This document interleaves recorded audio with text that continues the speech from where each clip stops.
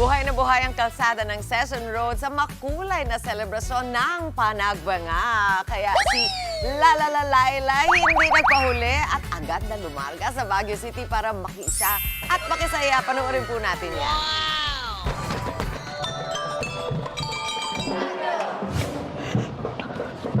Good morning mga kapatid! Nakikisaya tayo dito sa ika-30 Panagbanga Festival sa Baguio City! Let's go!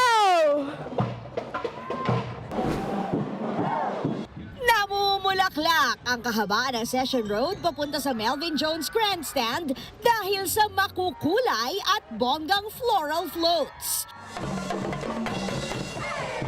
At ang buong selebrasyon na para bang may karera dahil ang disenyo punong-puno ng kabayo.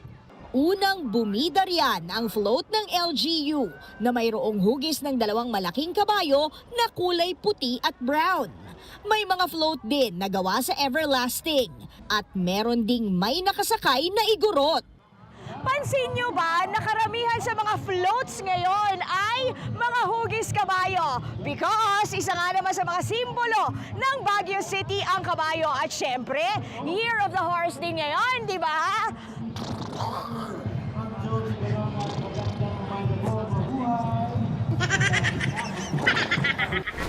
Hindi lang yan, mayroon ding mga float na may cosplayers at leon.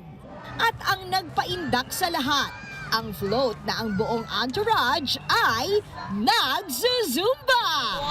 At syempre, hindi rin nagpahuli ang ilang celebrities na nakisaya sa parade gaya nina James Reid.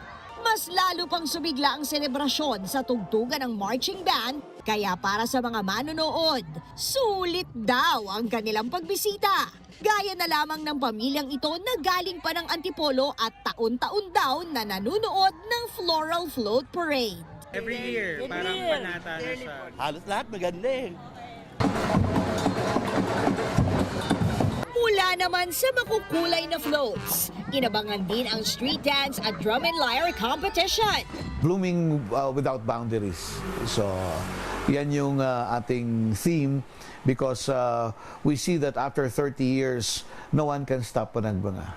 So, we will continue to bloom and then we will continue to think out of the box to come up with more exciting presentations. Ay, naku, grabe! Ang saya-saya talaga dito sa Panagbanga! Happy 30th Panagbanga 2026! Sana nag-enjoy kayo sa mga napanood ninyo kasi ako, yes na yes, no? Ay, sakto pala ito na yung ride ko pa uwi! O paano? See you in Manila! Paano ba ako sasakay? Ganito lang? Ako usag-usag.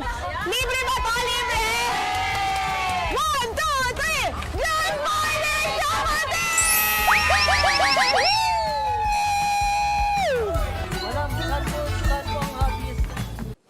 Mga kapatid, Dimples Romana po, maging maalam at may pakialam sa mga napapanahong issue at headlines. Mag-follow na po at subscribe na sa social media pages ng News 5.